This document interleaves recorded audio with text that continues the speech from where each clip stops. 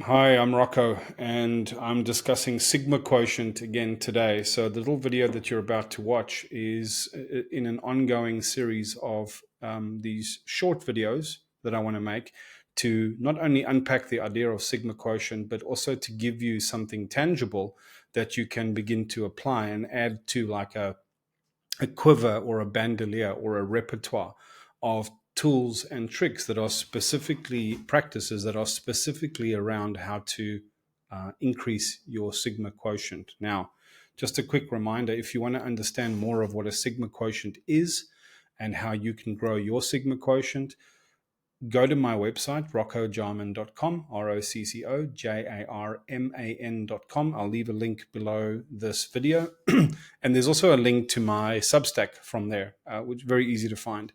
And there's the last 2 or 3 articles are literally exploring this idea of thought leadership, the forms of thought leadership as an archetype, and then all centered around this idea of the existence of a Sigma quotient, what the implication is, and what it means. Now, in a nutshell, for listeners, because it's of course still going to be new, think of Sigma quotient like intelligence quotient, like IQ, but where IQ is a static number that explains certain kinds of intellect or the potential of genius. Sigma quotient is the capacity and ability to unlock and cultivate and pursue and realize genius and potential. So it's a number that can grow depending on how you interact with it, depending on how you invest your energy and your attention. So the implications of that are enormous, right? And this, all these little short videos that I'm doing, they're going to be exploring practices that you can do to expand that capacity and to cultivate that capacity. So this particular one is on our beliefs. Now, I'll read you a short definition of what I say a belief is. And it's what I'm trying to do is, I'm not asking you to abandon your existing definition. I'm asking to deepen your existing definition of such things so that the idea of a Sigma quotient and the possibility of paradigm shifts, etc., can become more palatable and digestible to your conscious and your subconscious. So I said over here, beliefs are not only religious. Everything we are and everything about how we interact with our environment and each other is based on beliefs. Beliefs are like sticky fields of consciousness that thrive on confirmation. Beliefs cohere in constellations of context and organs of understanding. Now, if you think of it, the way that our memory and our psyche and our predictive models of how the world works and how cause and effect relate to each other, and the vast amount of things that we remember in terms of symbols, languages, stories, metaphors, tropes, archetypes, forms. It's not like these things are stored as files on a computer. We don't actually know how they're exactly stored. And some of them seem to be stored in our bodies or in our nervous systems as muscle memory, and some of them are like kind of very subliminal or subconscious reflexes, the way we act surprised or afraid or revolted by certain ideas, like spiders or snakes or such things. Then it's easy to understand, or easier to understand what I'm talking about here, that beliefs are these sticky fields of consciousness and they cohere together in constellations of context and in organs of understanding, so that if one symbol or one sound or a smell or a word or a name or an idea is invoked, it invokes with it that entire constellation of context, or it invokes this kind of organ of understanding. And why I said organ, because it's something that is living, it's a process that is currently in flux and in motion all the time. So this little clip that I'm about to share is about how to audit our beliefs And there's a resource that's mentioned here in the clip, and you'll see at the end of the clip I've actually included that helpful resource with all of the detailed questions that you can. There's others that you can use, but the questions that you can go through to audit your own beliefs. So I'm going to pause here, and the next thing you'll watch is that clip, and then right at the end I will actually provide that resource and then talk you through it for a minute. How does one go about finding the path that resonates the most with them? So, I mean, I don't want to be absolutely certain. I know these are going to be fuzzy It can't be definitions, but prescriptive. Yeah. can't be prescriptive. Mm. But someone listening to this right now is at least interested, is at least this is resonating somewhere with them, but they want to Mm. know, how do I go about finding what resonates with me? How do I go about finding what was inherited via my parents or an algorithm? You get the gist, right? Yeah. Yeah. Yeah. How do I go about finding my own thing? The first thing you have to do is audit your beliefs. Audit your beliefs. An auditor is somebody who comes in and looks at things, and if people are busy doing a process, they think it's okay, but the auditor will come and say, "Oh, actually, this is where the line of clarity is, and you're kind of doing something that's deviating from that, or you thought it was this, but when we did the actual stock take, it turned out to be that." And so you have to do an inventory of your beliefs. And there's ways to do that, right? There's questions to ask. Now we can put together those questions maybe and insert them. But I'll give you one example. Mm, mm. Um, you simply ask somebody, what did love look like as a child? Oh, yes, yes, yes. When you think of love, what was modeled to you as a Mm, child? mm, mm, mm, mm.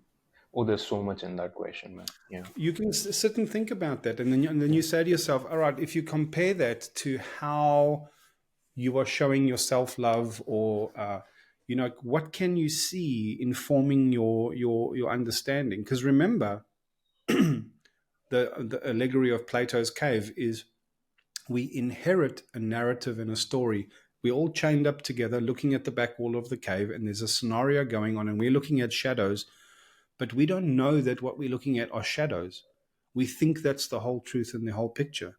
So all you have to do is understand that Plato's cave is a thing, yeah, Mm, mm, and then mm, mm. realize that your models can be imprecise. Mm. Yeah. So that question, what did love look like as a child, Yes. will lead you to interrogating what you are accepting for yourself as love now. Yeah, it's part of a question and part of an answer, and it's not whole of Mm, in of itself, but it begins a conversation. And so mm, the main thing is you're now beginning the conversation, right? And you're open to mm, that conversation. mm, The mm, second mm, one might be, what did forgiveness look like as a child? In other words, what were you expected to offer up as an apology, and what mm, were you expected to accept or receive as an apology? mm. So that actually also begs the question, what was considered wrong as a child for you, Begins right? to open that, but it's always it's actually about guilt and blame and shame. Yeah.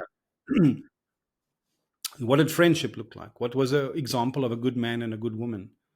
And then you realize that so much of what you are walking around with is an inherited story. Hmm. In the context of a relationship, the questions I like to ask are you in the kind of relationship, or are you in the kind of job, or are you living the kind of life that you would want for your best friend or for your child? Mm, mm, That's one of mm, those mm. kind of Yeah, questions. yeah. I love that, man. Sometimes I like to spin that question into, would you want that for your nephew or your niece?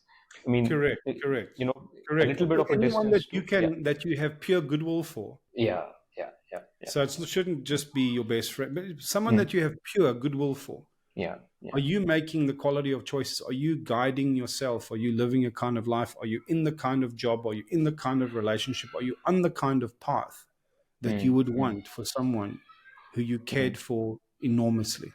mm, mm, mm, And then the mm, mm, question is, why do you not care for yourself enormously? It begs a lot of questions. So the mm, lovely thing is, the mm, relationship one, I love, because there's two ways of asking that question. The one is, are you in the kind of relationship you would want for your best friend? And the second thing is, are you the kind of person that you would want to be in relationship with? Yes. Yeah. 100%. 100%. Yes. They're such powerful, clarifying questions, and they knock you off. And there's Yeah. many such questions that you can ask, Yeah. right? Yeah. In Yeah. fact, in the Unlearning Playground, we could easily create a resource and share with people that we can host on your website or mine, Yeah. which are just questions, Yeah. beautiful questions. Yeah. Yeah. Questions that can make or unmake a life.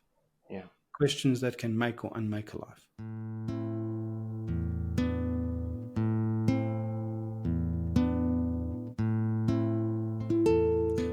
So I hope you can see from that how powerful these sorts of questions are. And there's a poet that I follow called David White, who I think is a very powerful thought leader, actually, in his own way. And he's got a lovely poem that has the lines in it. I forget the name of the poem, but it says, you sometimes encounter questions that have no right to go away, questions that can make or unmake a life. That's where I got that quote from. So what I'm going to do quickly is I'll flash that sheet that I spoke about, that resource that we mentioned in the video. I actually created it, and I'm going to splash it up on the screen quickly, just so you can recognize it when you find it. And I'll leave a link below this video, or appearing somewhere magically here. I don't know yet. And then maybe in a later video, what I'll do is I'll actually read these out as a form of meditation, so that you can just sit with the question instead of reading them. I find it actually quite a powerful exercise. So let me share this real quick and have a quick look at this, so that you know what you're looking for when you see it. So it's blue. And I've arranged it of the questions of myself, my relationships, and my job and calling. I'll stop sharing real quick. So just remember, these are not definitive. There's different ways of asking these questions. There's different ways of sitting with them. There's no single answer. You're not expected to be able to answer those questions directly. Sometimes all they do is invoke feelings.